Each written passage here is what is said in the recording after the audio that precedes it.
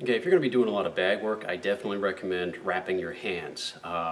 You should be wearing boxing gloves anyway. We'll be getting to that in a second. But what the hand wraps do is they help stabilize all the little bones in your wrist, help stabilize all the little joints in your fingers, which, given that you're impacting something over and over again, hopefully as hard as you can, you're going to want that extra level of protection just to keep everything in the right place.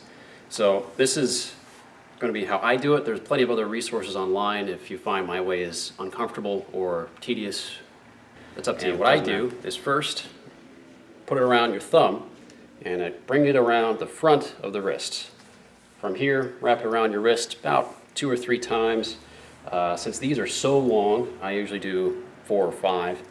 Then you'll bring it up around the back, across the front of the knuckles and the back of the knuckles, and back down to the wrist.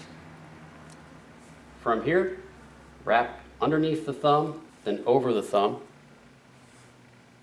then back around the wrist again. Now you've got it laid out for doing your fingers. So bring it up in front of the palm, through the fingers, threaded such like so. Now once more around the wrist, and once more around the whole hand.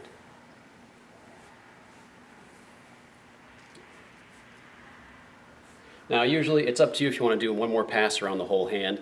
I've still got plenty of left, so I might do that. Generally speaking, you should be fine, and just to wrap the rest around your wrist. There you go.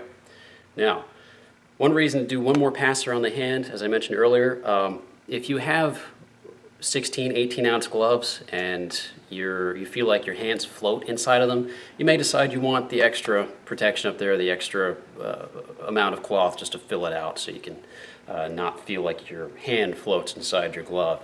If all you've got are like 12 or 14-ounce gloves, I'd recommend getting something a little heavier, but that's up to you.